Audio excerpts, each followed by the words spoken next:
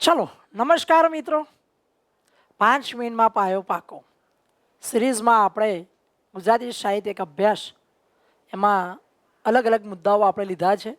ટૂંકમાં તમને પરિચય મળે એને અનુસંધાને આપણે આગળના ભાષાશીલના મુદ્દાઓની આપણે વાત કરીએ. આ એટલા માટે મિત્રો અલગ અલગ ટોપિક સાથે આપણે આગળ વધીએ છીએ. ટૂંકમાં તમને ઘણું બધું યાદ રહી જાય એ અનુસંધાને ગુજરાતી સાહિત્ય એક અભ્યાસ સાહિત્યની ભાષાશૈલી વિશે આપણે આગળ જોઈએ. હાઈકુ મિત્રો, હાઈકુને લગતા ઘણા બધા પ્રશ્નો પૂછાતા છે. હાઈકુ મૂળ ક્યાંનો કાવ્ય પ્રકાર છે? તો જાપાનનો. એ આપ સૌને ખ્યાલ છે. હાઈકુ એ જાપાનનો કાવ્ય પ્રકાર છે અને આ જે શૈલી છે એ જાપાનના તાંકાનો. પહેલા જોઈએ આપણે હાઈકુ તો જાપાનનો કાવ્ય પ્રકાર. જાપાનમાં તાંકાનું એક શૈલી હતી 5-7-5-7-7ની બંધારણ શૈલીમાં રજૂ થયું. પરંતુ 17મી સદીમાં બાશો નામના કવિએ તાનકામાંથી એક નવું રૂપ આપ્યું અને એ સર્જાયું હાઈકુ.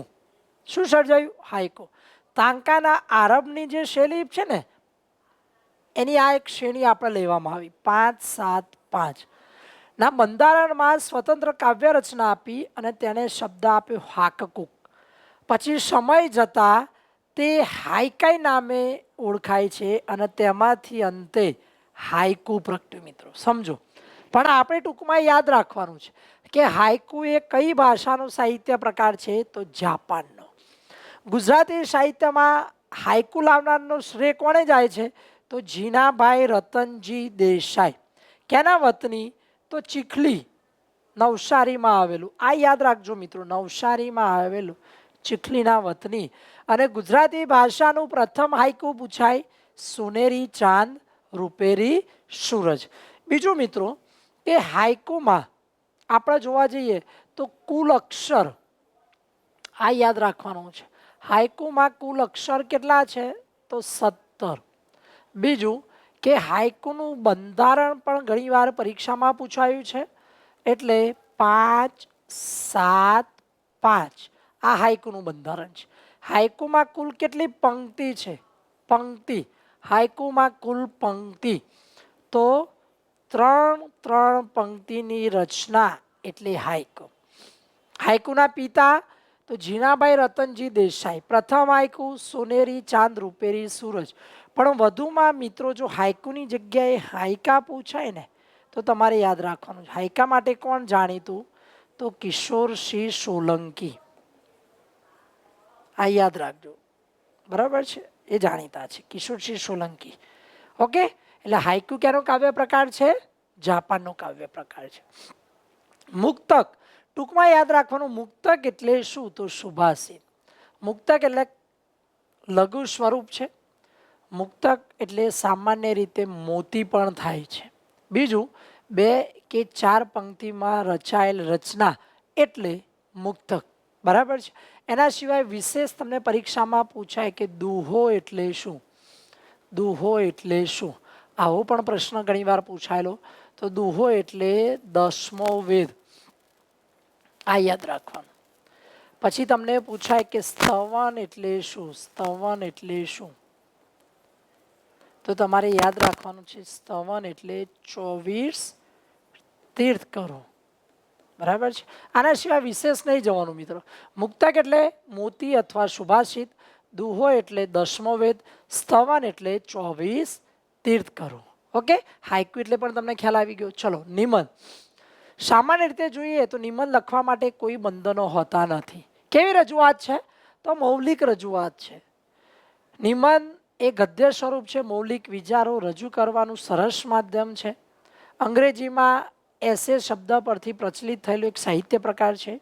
ગુજરાતી સાહિત્યમાં સૌથી સમર્થ નીવડેલો ગદ્ય પ્રકાર એટલે જોઈએ તો નિબંધ છે.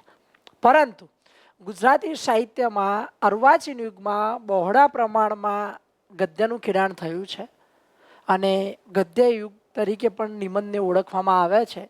નિબંધના 2 પ્રકાર છે, લલિત નિબંધ અને લલિતેતર નિબંધ.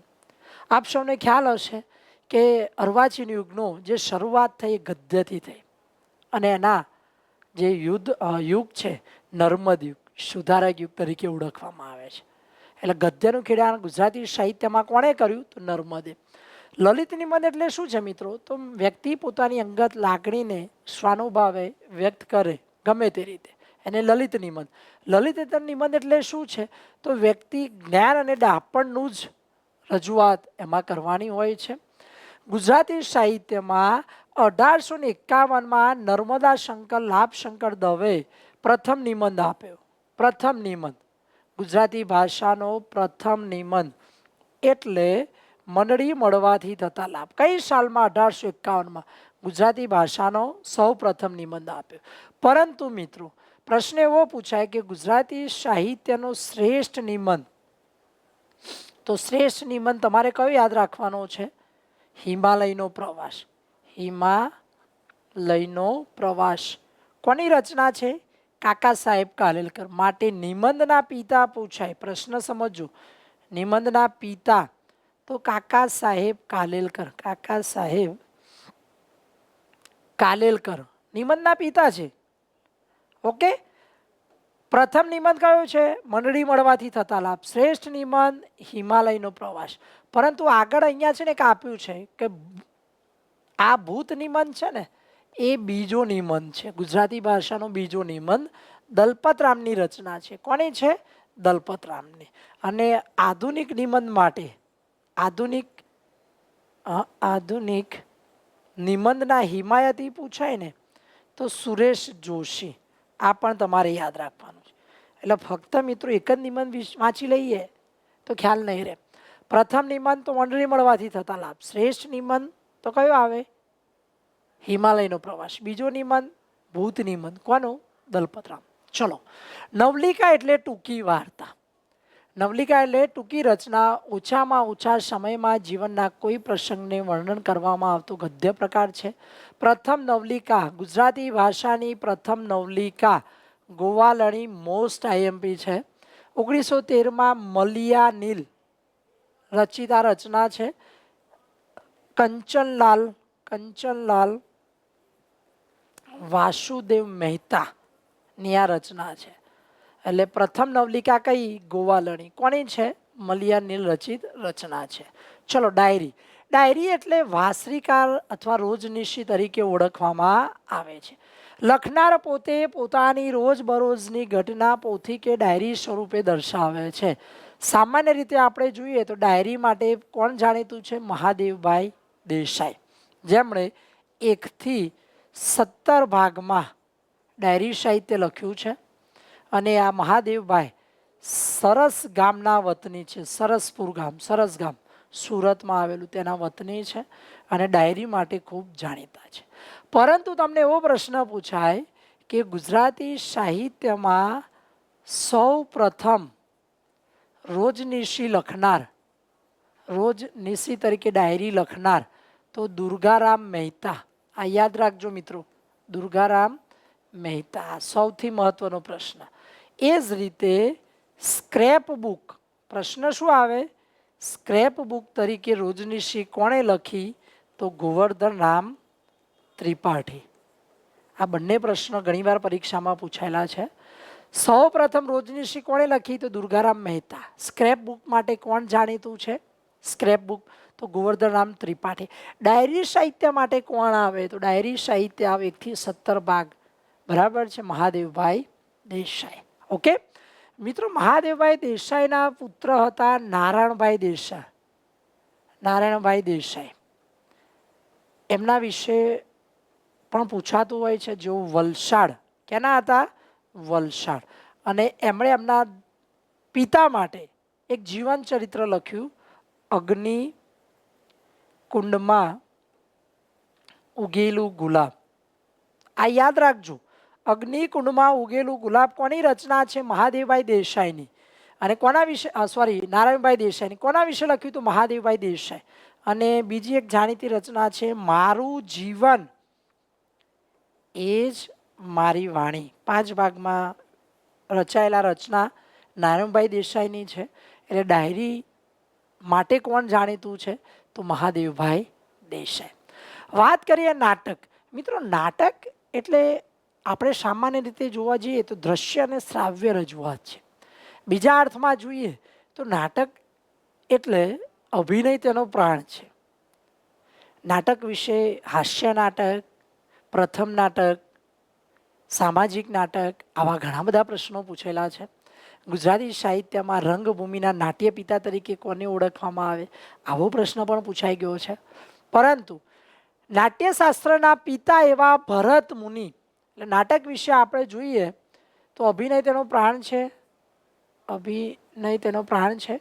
ભરત મુનિ એવું કહે છે કે એવી કોઈ કલા નથી, એવી કોઈ કલા નથી, એવી કોઈ શૈલી નથી અને એવી કોઈ ભાષા નથી જે નાટ્ય કલામાં ન હોય. એટલે નાટ્યશાસ્ત્રના પિતા તરીકે કોને ઓળખવામાં આવે તો ભરત મુનિને. બીજું મિત્રો આપણે વાત કરીએ, બીજું તો સામાન્ય રીતે ગુજરાતી રંગભૂમિના નાટ્ય પિતા તરીકે કોને ઓળખવામાં આવે તો રણછોડભાઈ ઉદયરામ દવે. ઓકે. બીજું વધારે આપણે જો જોઈએ તો ગુજરાતી ભાષાનું પ્રથમ નાટક કયું આવશે? પ્રથમ નાટક લક્ષ્મી. ઘણીવાર આ પ્રશ્ન પૂછાયો. દલપતરામની રચના છે, દલપતરામ. પ્રથમ નાટક અનુવાદિત પૂછાય ને, અનુવાદિત નાટક તો પણ કયું આવે? લક્ષ્મી, દલપતરામનું. રસિક અને મૌલિક નાટક પૂછાય, મૌલિક નાટક તો તમારે યાદ રાખવાનું ગુલાબ. કોનું છે? તો નગીનદાસ મારફતિયા, નગીનદાસ મારફતિયા. એ જ રીતે ગુજરાતી ભાષાનું પ્રથમ હાસ્ય નાટક પૂછાય તો હાસ્ય નાટક કયું છે? મિથ્યાભિમાન. ઇનામી સ્પર્ધા માટે યોજાયેલું નાટક તો મિથ્યાભિમાન દલપતરામનું છે. કોનું છે? દલપતરામનું. કેટલા રૂપિયા ઇનામ મળ્યું હતું? 151 રૂપિયા ઇનામ આ નાટકને મળેલ છે. શ્રેષ્ઠ નાટક પૂછાય મિત્રો. ગુજરાતી ભાષાનું શ્રેષ્ઠ નાટક તો કાંતા, મણિલાલ નભુભાઈ, મણિલાલ દ્વિવેદીની રચના છે કાંતા. સામાજિક નાટક પૂછાય તો લલિતા દુઃખ દર્શક, લલિતા દુઃખ દર્શક. અહીંયા બધા શું કરે છે? સામાજિક નાટક પૂછાય ને ત્યારે બધા નવલકથા જે છે ને સાસુ વહુની લડાઈ એ લખે છે, એ નહીં આવે. લલિતા દુઃખ દર્શક રણછોડભાઈ ઉદયરામ દવેની આ એક જાણીતી રચના છે. એટલે લલિતા દુઃખ દર્શક. શ્રેષ્ઠ નાટક કયું છે? કાંતા. અનુવાદિત નાટક છે ને એ લક્ષ્મી યાદ રાખવાનું. અને કઈ કૃતિના આધારે અનુવાદ થયું તો પ્લુટસ, એ પણ યાદ રાખજો. અને પ્લુટસના લેખક કોણ છે? તો રશિયન ગ્રીક કવિ એરિસ્ટોફોનસની આ રચના છે. ઓકે. નાટ્યશાસ્ત્રના પિતા કોણ આવશે? તો ભરત મુનિ. Clear friends? ખ્યાલ આવી ગયો? ઓકે. તો આશા રાખું છું કે 5 મિનિટમાં પાયો પાકો. ભાષા શૈલીના આપણે જે મુદ્દાઓ છે અલગ અલગ ભાગમાં ડિવાઈડ કરીને એના વિશે તમને ઓવરઓલ બધું ગાઈડલાઈન આપ્યું છે. અને જે મિત્રોને રિયલમાં લાગે છે કે ભાઈ અમારે પરીક્ષામાં બધું જરૂરી છે અને આવનારા સમયમાં જે બધી પરીક્ષાઓ આવે છે એમાં ખૂબ જ ઉપયોગી સાબિત થાય છે, તો મિત્રો આ લિંકને શેર કરવાનું ભૂલતા નહીં. બને ત્યાં સુધી ચેનલ છે અમારી જ્ઞાન લાઈવ અને સબસ્ક્રાઈબ કરો. અને હા, કોમેન્ટ કરવાનું ભૂલતા નહીં. અમને ખ્યાલ આવે કે આ સિરીઝમાં તમને કેવો મહત્ત્વનો લાભ થાય છે કે નહીં એના પરથી અમને ખબર પડે છે. તો મિત્રો અહીંયા ભાષાશૈલીના મુદ્દાને 5 મિનિટનો પાયો પાકો આપણે કરવાનો છે. Okay. Thank you very much.